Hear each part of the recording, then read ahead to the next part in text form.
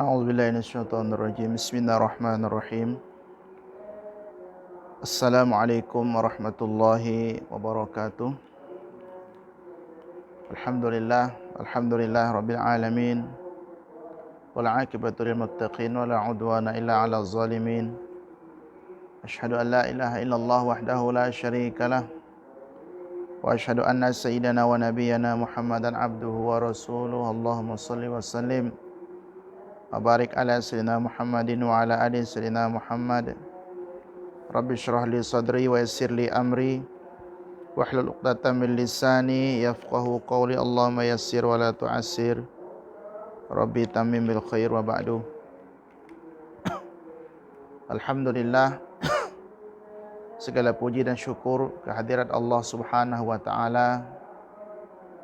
Kesucian, keagungan Allah Subhanahu wa taala. Dialah zat yang maha suci, suci daripada segala perumpamaan dan permisalan, suci sifat, suci zat, suci perbuatan Allah Subhanahu wa taala pada segala kekurangan. Salawat dan salam kepada junjungan kita baginda Rasulullah Nabi besar Muhammad sallallahu alaihi wasallam. Mudah-mudahan Allah Subhanahu wa taala meringankan hati kita, mempermudahkan jalan kita untuk kita menempuh jalan yang diridhai oleh Rasulullah sallallahu alaihi wasallam, untuk kita melayakkan diri kita menjadi umat Rasulullah sallallahu alaihi wasallam.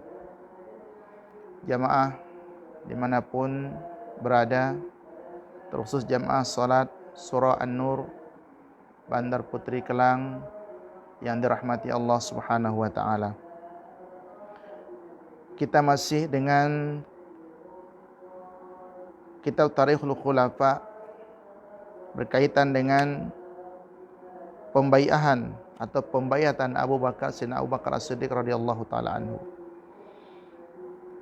Jamaah salat subuh yang dimuliakan Allah dimanapun berada. Sedikit untuk memulakan atau sebagai mukaddimah di dalam pertemuan kita pada kali ini. Ada orang yang mengatakan bahwa buat apa kita bermazhab?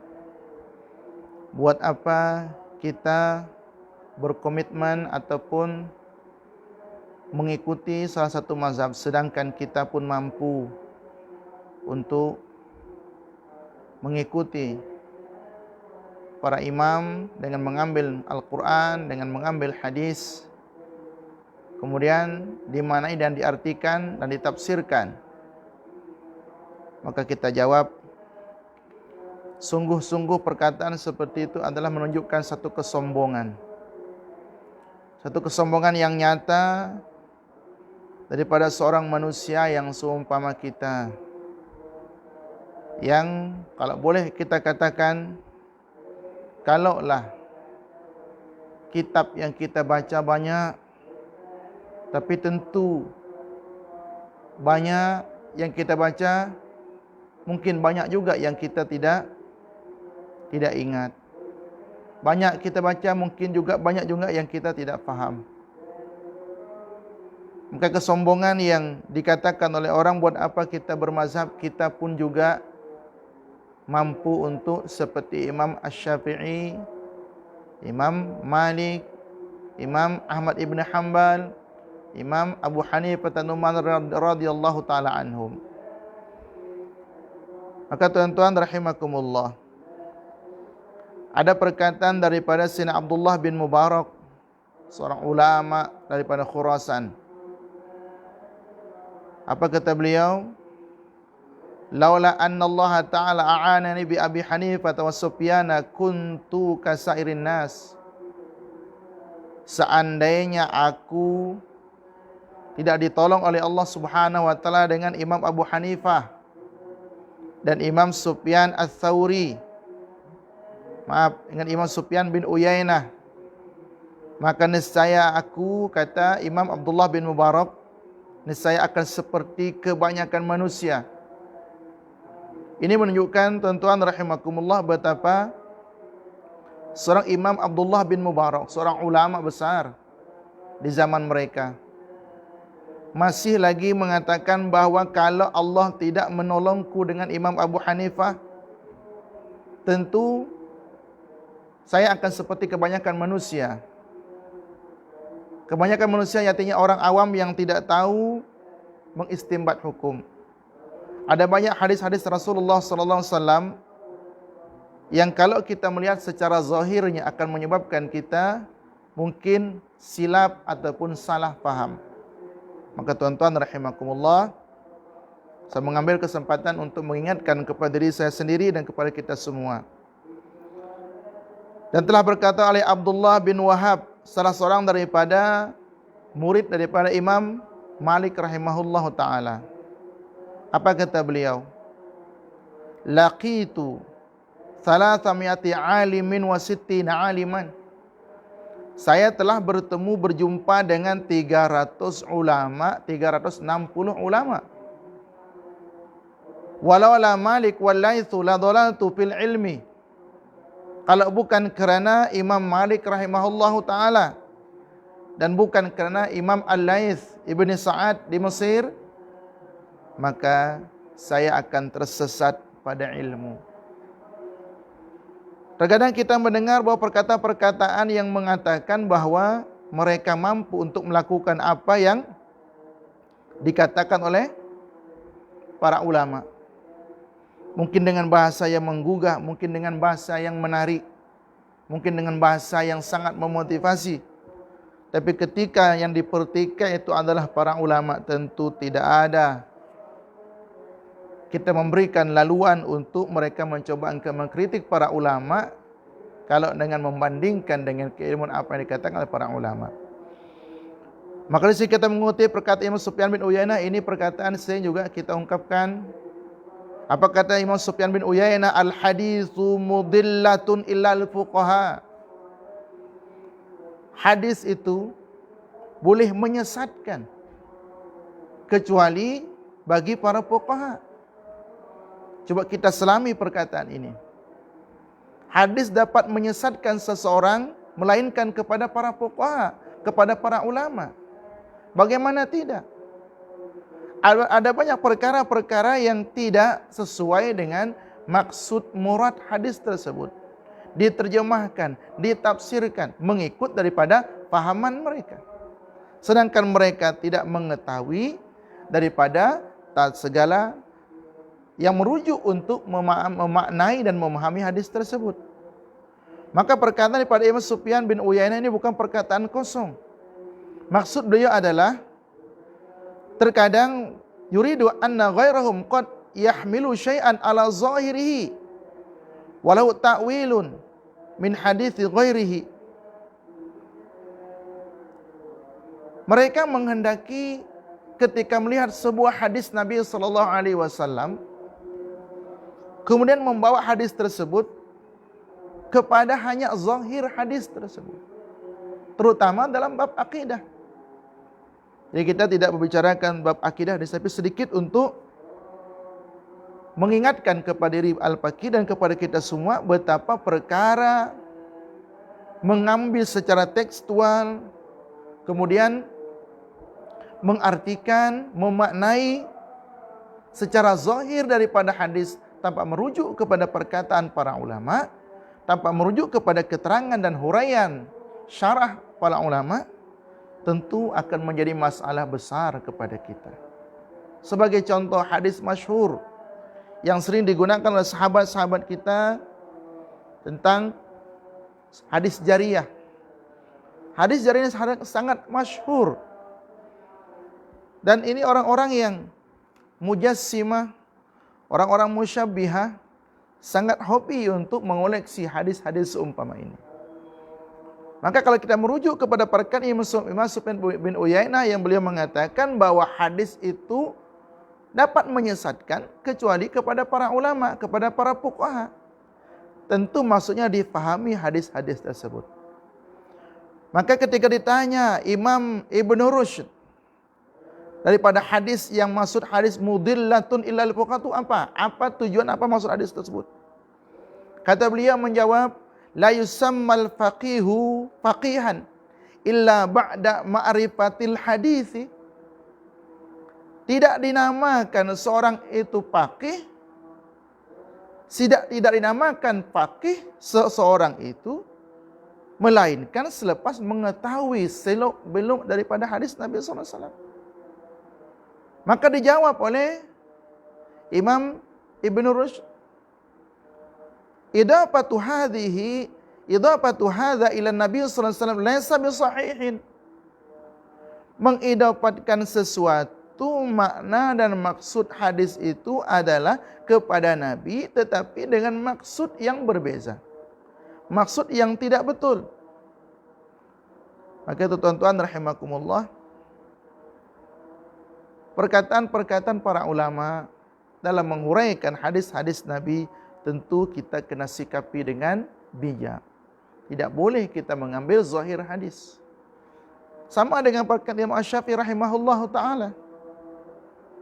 Kata Imam Syafi'i tentang perkataan beliau, kalau kamu temukan hadis sahih,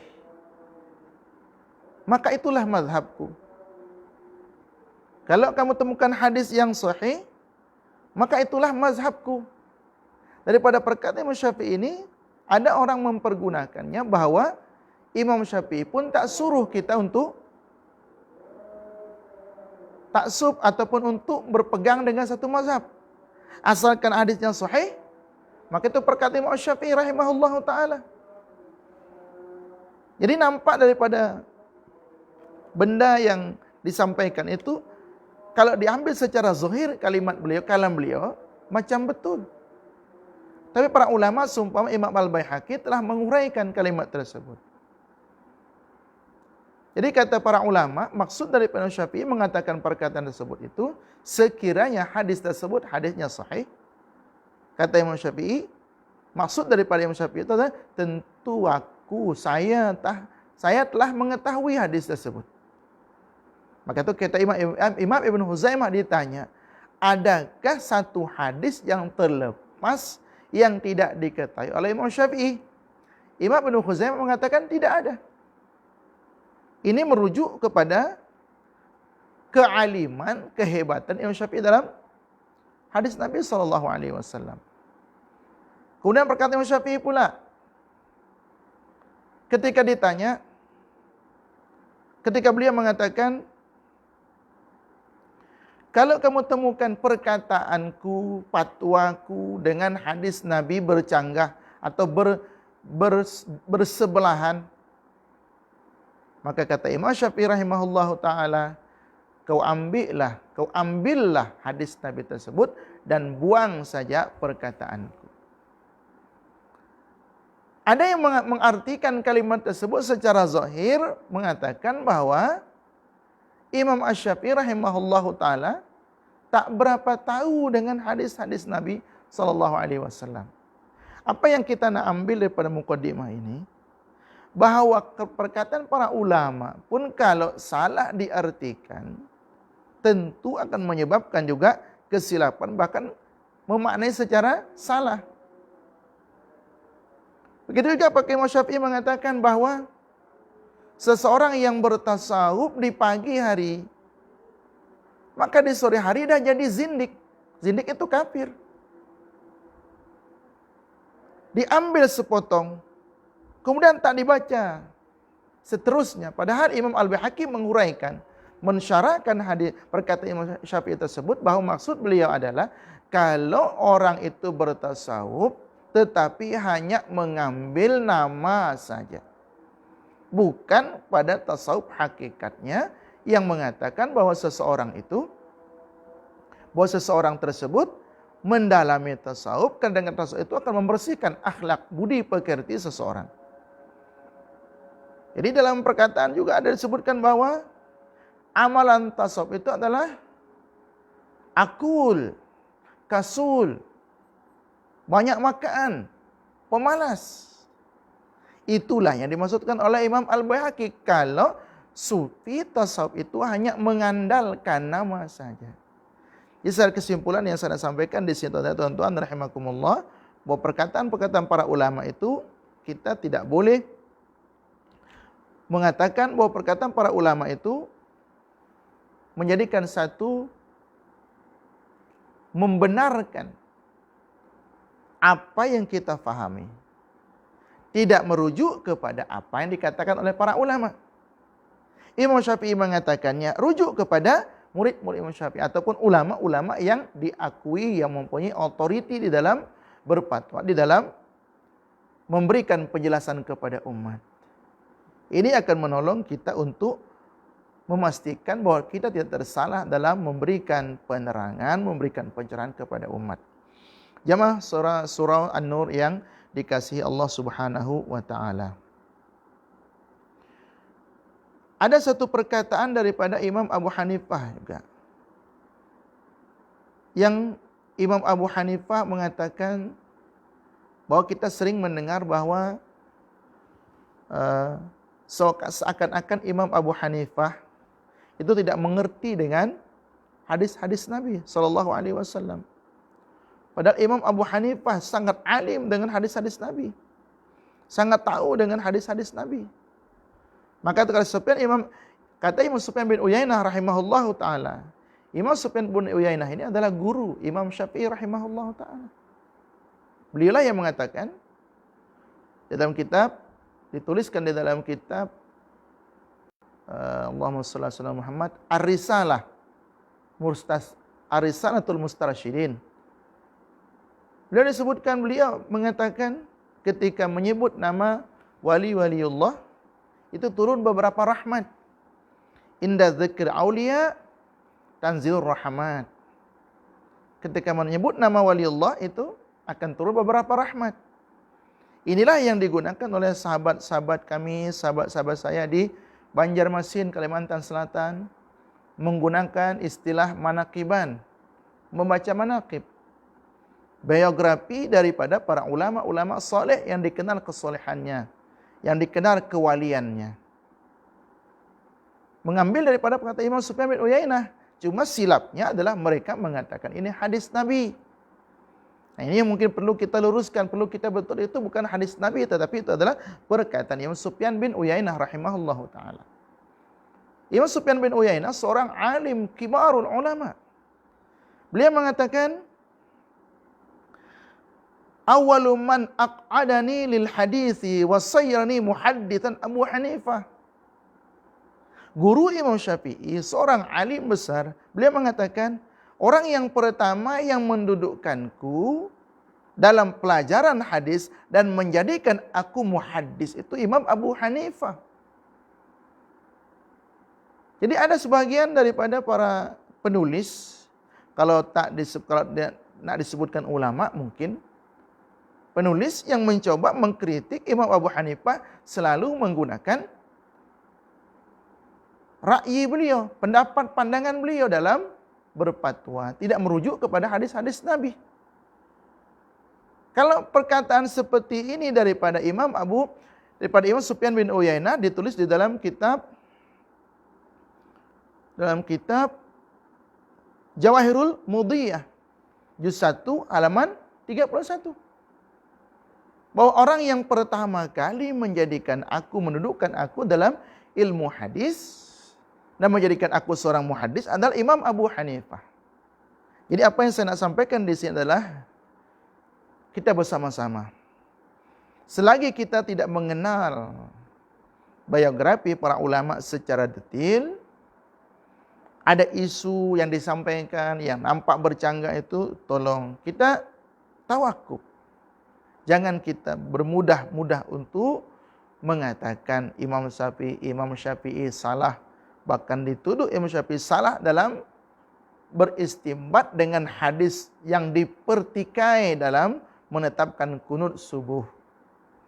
Ini jelas satu perkara yang sangat keliru. Jadi tuan-tuan rahimakumullah, mudah-mudahan Allah Subhanahu wa taala memberikan kekuatan kepada kita untuk menyampaikan apa yang sepatutnya, untuk mengetahui apa yang sepatutnya kita ketahui dari para ulama-ulama kita. Riwayat daripada Ibnu Sa'ad, Al-Hakim dan Al-Baihaqi telah mengeluarkan satu hadis daripada Abu Sa'id Al-Khudri radhiyallahu ta'ala berkata, pada hari Rasulullah sallallahu alaihi wasallam wafat, sekalian kaum muslimin berkumpul di rumah Sa'ad bin Ubadah. Di rumah Sayyidina Sa'ad bin Ubadah. Turut hadir di kalangan mereka ialah Abu Bakar dan Umar. Maka tukang pidato ataupun kalau Indonesia sebut orator, yang ahli dalam berpidato daripada Ansor, itu masing-masing berdiri untuk menyampaikan ucapannya. Ketika setelah Rasulullah SAW wafat. Ada di antara mereka yang menyebut, wahai kalian muhajirin. Artinya orang-orang yang berhijrah daripada Makkah ke Madinah. Sesungguhnya Rasulullah SAW apabila baginda SAW melantik seseorang lelaki daripada kamu, maka baginda SAW akan melantik seseorang lelaki dari kalangan kami, yaitu Ansar. Kan setelah Rasulullah SAW wafat, itu suasana memanas. Kecoh lah kalau bahasa kita, untuk pengganti Rasul Khalifah selepas Rasulullah SAW. Jadi masing-masing yang pandai pidato itu berdiri untuk menyampaikan apa yang disampaikan. Dengan pengalaman, dengan hujah yang telah mereka alami bersama Rasulullah. Siapa pengganti yang patut dan layak. Daripada muhajirin berdiri berpidato, daripada kalangan Ansar berdiri untuk berpidato, menyampaikan apa yang perlu disampaikan. Ya, pada kesimpulannya mereka menginginkan bahwa kalau Rasulullah SAW telah wafat, biasanya Rasulullah kalau melantik daripada orang muhajirin satu pemimpin, maka beliau akan melantik satu orang pemimpin daripada Ansar supaya adil. Jadi pandangan mereka setelah Rasulullah wafat, apa kata kalau perkara tersebut juga kita buat. Sebab Rasulullah sekarang dah wafat. Kalau seandainya ada khalifah daripada orang Ansar, orang muhajirin juga kena ada satu khalifah. Ini yang terjadi. Jadi suasana yang tidak, agak sedikit tak stabil. Maka daripada itu jelas daripada perkara-perkara ini daripada sejarah yang tertulis yang ditulis oleh Imam Suyuti itu menunjukkan bahwa sesungguhnya bahwa memang Rasulullah SAW secara sharih tidak menunjuk pengganti, tidak menunjuk seorang khalifah. Jadi kalau ada orang mengatakan bahwa Rasulullah menunjuk seorang khalifah, itu kan berdasarkan penafsiran. Kalau dikatakan menunjuk seorang khalifah berdasarkan penafsiran, yang tidak menunjuk berdasarkan penafsiran. Jadi kita tidak boleh dalam bab ini untuk kita nak perebutkan. Tapi yang pasti, kalau seandainya Rasulullah telah menulis satu keputusan untuk pengganti beliau, tentu para sahabat seumpama Abu Bakar As-Siddiq, seumpama Sayyidina Umar Ibn Khattab dan sahabat-sahabat yang hebat-hebat mengetahuinya. Tapi karena perkara ini adalah perkara ijtihadi sifatnya, maka kita berlapang dada. Jangan sampai nak mengatakan menuduh Abu Bakar Siddiq radhiyallahu anhu merampas kuasa, merampas hak Sayyidina Ali radhiyallahu anhu sehingga sampai mengutuk Sayyidina Abu Bakar Siddiq, sampai gulunya mereka menuduh sehingga nanti kalau Imam Mahdi versi sebelah mengatakan bahwa yang paling pertama yang dilakukan Imam Mahdi adalah membongkar kubur Abu Bakar As-Siddiq dan Umar Ibn Khattab untuk disalib. Wal'iyadzubillah. Ini tuduhan keji. Tapi kita faham kenapa mereka berbuat demikian. Karena memang mereka sejak daripada kewafatan Rasulullah SAW, umat Islam dah mudah untuk digesek untuk bertikai. Musuh dalam selimut. Musuh di luar kita boleh cam, musuh di dalam memang susah. Adanya orang-orang munafik. Akhirnya orang-orang munafik, saya tidak mengatakan di situ bahwa yang membenci para sahabat itu munafik, tidak. Saya juga tidak mengatakan bahwa orang-orang yang membenci sahabat atau tak sokong Sayyidina Abu Bakar As-Siddiq menjadi khalifah, tak sokong Sayyidina Umar menjadi khalifah itu mereka yang akan masuk neraka, tidak. Karena ada mereka itu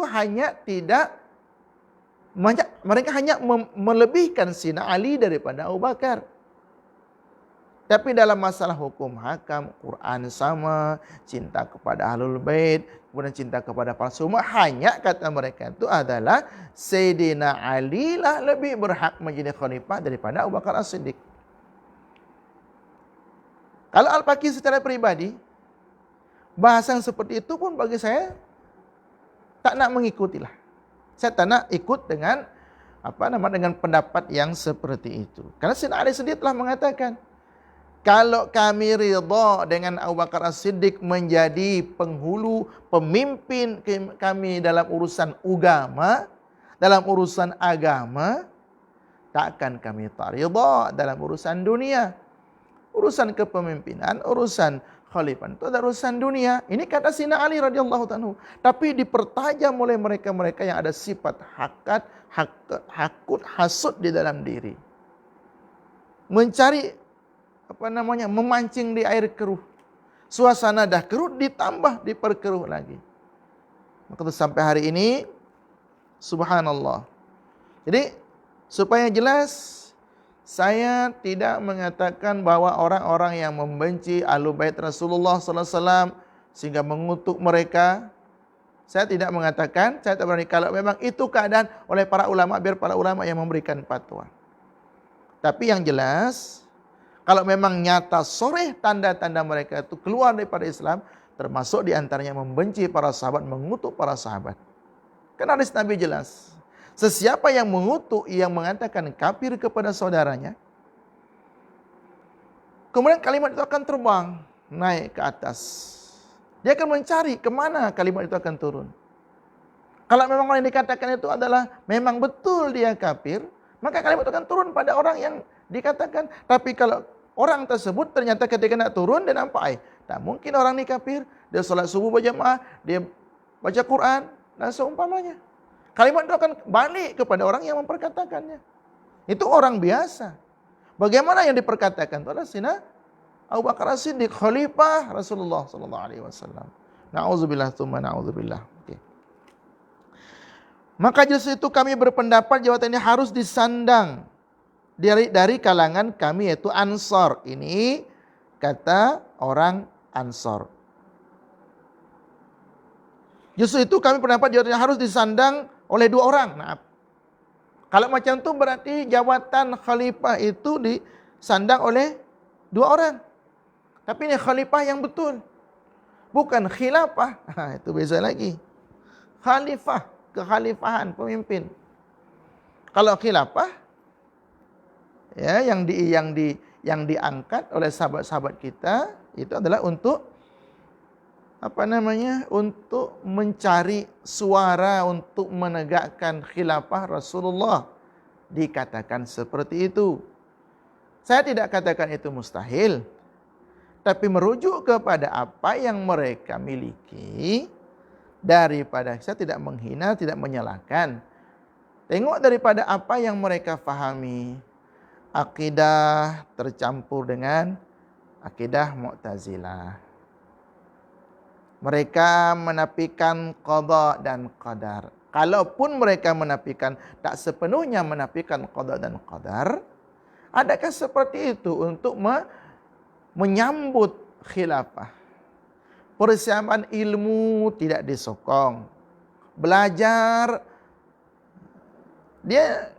adalah bab jihad. Belajar itu ada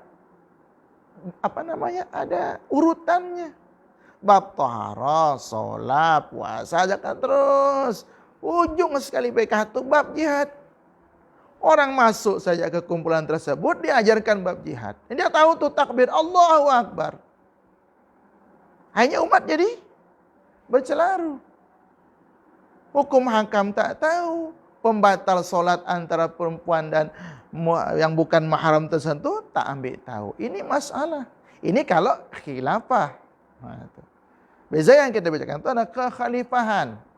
Kalau kita samakan, ya samalah kekhalifahan Abu Bakar Siddiq. Kekhalifahan Abu Bakar Siddiq dan seumpama. Tapi tuan-tuan rahimakumullah, saya tidak tak perlu berpanjang tentang perkara. Tapi yang saya nak pastikan di sini adalah orang-orang Ansar berpendapat bahwa kalau macam tu berarti kekhalifahan itu kena dua orang. Dari kami dan dari kamu. Kami orang Ansar dan kalian juga orang Muhajirin. Orang-orang Ansar orang yang ada di Madinah, yang menyambut kedatangan, yang menolong, membantu Nabi dan para sahabat. Orang Muhajirin yang datang daripada Makkah. Bergilir-gilir pemidato Al-Ansar memberi alasan kepada pendapat mereka. Jadi mereka bukan hanya mengatakan secara kosong, tetapi memang ada hujahnya. Kemudian Zaid ibn Sabit pun bangun dan berkata, tahukah kalian bahwa Rasulullah SAW itu dari muhajirin dan khalifahnya pun harus daripada kalangan muhajirin juga. Ini daripada Zaid bin Sabit. Maka Zaid bin Sabit mempunyai kesimpulan Rasulullah daripada muhajirin, maka khalifah pun dari muhajirin juga.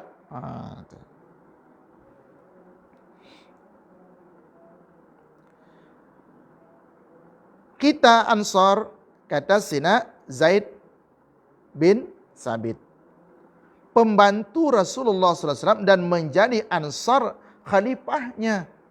Jadi kita orang-orang Ansar ni, kita ridha ajalah bahawa pemimpin daripada orang muhajirin. Kita orang Ansar memang kita ditugaskan untuk membantu khalifah Rasulullah SAW. Sebagaimana kita membantu Rasulullah SAW, maka kita juga membantu kepada khalifahnya. Seperti dahulu kita pembantu baginda Rasulullah SAW. Kemudian beliau memegang tangan Abu Bakar As-Siddiq sambil menyeru berkata, ini dia saudara kamu. Diangkat tangan Abu Bakar As-Siddiq untuk berbaiat, janji setia. Maka Umar pun turut memberi baiatnya, diikuti oleh muhajirin dan ansar. Maka setelah Sayyidina Umar membaiat Sayyidina Abu Bakar, kemudian orang-orang muhajirin ansar pun terus membaiat Sayyidina Abu Bakar As-Siddiq radhiyallahu anhu. Dengan itu Abu Bakar pun menaiki mimbar. Beliau melihat ke pembesar, kepada tokoh-tokoh kaum yang ada di hadapan beliau, dan tidak pula dilihatnya di situ ada Sayyidina Az-Zubair, Sayyidina Zubair bin Awam. Maka dipanggil Az-Zubair dan beliau pun datang dan bertanya, kau telah sebut bahawa anak saudara Rasulullah SAW dan penyokong hendaknya menderhakai perpaduan Islam. Jadi ya mungkin ada isu yang sampai kepada Abu Bakar bahawa Sayyidina Zubair ini tak mau berbaiat. Maka beliau tidak mau menerima berita yang tanpa ada klarifikasi, tanpa ada tabayun. Kemudian seterusnya beliau berkata, Sayyidina Zubair berkata, bertenanglah wahai khalifah Rasulullah sallallahu alaihi wasallam. Sabar, sabar, kata beliau. Sabar. Beliau pun bangun dan memberi baiat taat setia. Jadi karena tengok Abu Bakar pun to the point saja, apa satu sentap mengatakan seperti itu, kau ni nak pecahkan persatuan umat Islam ke? Okey, maka Sayyidina Zubair kata sabar, sabar. Terus beliau membaiat Sayyidina Abu Bakar Siddiq. Sekali lagi Abu Bakar meninjau-ninjau di sekeliling mereka. Namun beliau tidak melihat Sayyidina Ali radhiyallahu taala anhu. Setelah dipanggil beliau pun segera datang. Ini juga terjadi fitnah. Fitnah itu dikatakan Sayyidina Ali tak berbaiat. Ini hari daripada hari selama wafat Rasulullah. Ketika kita ditengok kan, mana nih tokoh-tokoh hebat nih. Takkan dia tak berbaiat. Sebab kalau ada yang tak berbaiat nanti sedangkan mereka itu ada orang-orang yang ternama di kalangan para sahabat Nabi sallallahu alaihi wasallam, tentu akan menyebabkan jadi kekecohan, akan terbelah nanti. Yang sokong ini dia tak mau baiat, yang sokong Abu Bakar mau baiat, akan terpecah dua. Maka tu Sayyidina Abu Bakar panggil Sayyidina Zubair. Zubair adalah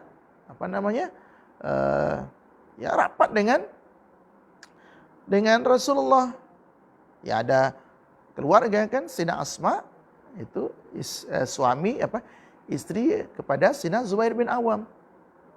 Dan juga termasuk Sayyidina Asma kan adik ataupun saudara daripada Sayyidina Aisyah lah. Maka yang demikian ini menyebabkan nanti supaya tidak menimbulkan keadaan yang tidak. Maka Sayyidina Ali pula. Sayyidina Ali siapa? Tahu Sayyidina Ali, menantu Rasulullah SAW. Satu-satunya menantu Rasulullah yang berusia panjang sampai beranak, dan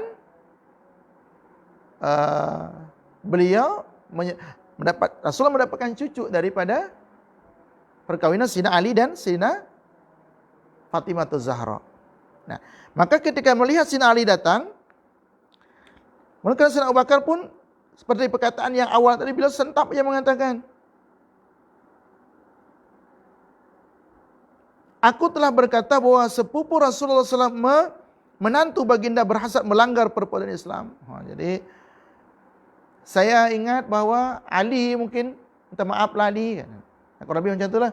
Saya dah mengatakan sesuatu yang kurang elok lah kepada anda, kepada antum, bahwa menantu Rasulullah SAW hendak berpisah ataupun hendak menggugah perpaduan Islam, persatuan Islam. Jawab Sayyidina Ali radhiyallahu ta'ala anhu, bertenanglah wahai khalifah Rasulullah sallallahu alaihi wasallam, tenang. Itu berita tak betul. Tak betul berita itu. Ya, biasa orang munafik dimanapun. Jangankan zaman setelah Rasulullah, di zaman Rasulullah orang munafik ramai. Nah, jadi teringat dengan kisah ketika setelah kan ada Sena Sariyah. Ini Sena Sariyah ini adalah sahibus sir Rasulullah sallallahu alaihi wasallam. Jadi beliau menyimpan rahasia-rahasia Rasulullah sallallahu alaihi wasallam. Maka setelah wafat seorang sahabat di Masjid Nabawi, maka tanda bahwa seorang itu adalah munafik, bahwa sahabat berkenaan yang telah disampaikan Rasulullah kepadanya, rahasia-rahasia siapa yang munafik, apa yang terjadi kepada umat, itu tak nampak di kalangan orang yang melaksanakan salat. Sayyidina Umar tak nampak, mana nih? Ini jangan-jangan betul nih, ini orang munafik nih yang akan disembahyangkan. Sayyidina Umar itu lari, pergi cari. Ternyata Sayyidina Sariyah tadi pergi di sebuah tiang Masjid Nabawi. Jadi kata Sayyidina Umar, kenapa kamu lari? Kenapa kamu tak ikut menyembayangkan? Dia tertunduk menangis, tak mau nak mengatakan apa-apa, tak nak mengatakan apa-apa. Dipegang bahunya Sayyidina Umar, dipegang macam ni. Katakan, tatap mataku, lihat mataku. Apakah aku termasuk daripada kalangan yang kamu tahu tentang orang munafik itu? Risau beliau. Jangan-jangan nanti ketika Sayyidina Umar meninggal dunia, sahabat berkenaan tidak mau menatap, menyembayangkan. Tak. Risau beliau, Amirul Mukminin saat itu. Sayyidina Umar Amirul Mukminin setelah Abu Bakar wafat. Kata Sayyidina Sariyah, tidak. Kau bukan bukan kalangan munafik. Berarti sahabat berkenaan bukan yang mati tadi, yang meninggal tadi itu adalah betul orang munafik. Jadi tuan-tuan rahimakumullah, supaya kita tahu perjalanan ketika selepas wafat Rasulullah memang terjadi suasana itu memanas. Maka kata Sayyidina Ali, tenang ya Khalifah Amirul Mukminin, tenang, sabar. Kata lantas beliau pun memberi baiatnya, maka beliau pun mengucapkan janji setia. Jadi tuan-tuan rahimakumullah, setakat ini dululah untuk perkongsian kita, ya tak panjang, cukuplah pendek, itu untuk memastikan bahwa apa-apa yang berlaku di kalangan para sahabat elok kita kaji, elok kita selidik dululah. Jangan untuk kita mudah-mudah untuk mengatakan sesuatu perkara yang kita tidak arif tentang perkara tersebut. Kalau ada berita-berita, buku yang kita baca atau apa yang kita tengok itu nampak berbeza daripada sejarah sirah para sahabat, jangan terus percaya. Rujuk dulu kepada pakarnya, rujuk dulu kepada para alim ulama untuk memastikan yang ditulis di buku tersebut itu benar betul adanya.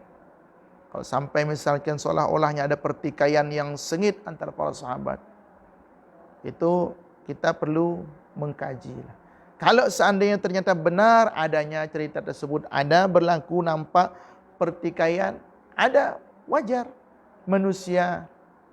Tapi kalau sampai kita hendak mengutuk apa jasa kita kepada umat ini, Nabi SAW telah bersabda, jangan kamu jadikan sahabatku gharadan, sasaran, jangan kamu jadikan sahabatku sebagai sasaran untuk kalian pertikai, untuk menyalah-nyalahkan. Kata Nabi SAW, sebab impak mereka hanya satu mud saja, itu dapat mengalahkan impak kalian yang bukan sahabatku, yang kamu impak satu gunung Uhud emas, sebesar satu gunung Uhud emas. Tidak dapat kita untuk mengalahkan impak para sahabat. Hanya satu mud saja, satu mud tak sampai 3 liter, tak sampai 1 kilo, 2 kilo, 3 kilo, tak sampai, kecilnya. Kurang berapa on, kurang 3 on kalau Indonesia, kurang 300 gram kalau tidak salah. Untuk untuk 1 kilo ke untuk 2 kilo, banyak mud tu kecil je. Ya kalau kita tengok mud tu ya lebih besar sikit pada ni lah. Gitu. Jadi sekali lagi Al-Fakir berusaha untuk kita fahami sirah sejarah para sahabat untuk dapat kita meletakkan di mana tempat mereka yang selayaknya dan sepatutnya ditempatkan, diposisikan oleh syarak. Supaya jangan kita gelojoh untuk mempertikaikan apa yang berlaku kepada mereka sehingga menyebabkan kita lupa siapa kita. Yang pasti kita adalah manusia biasa.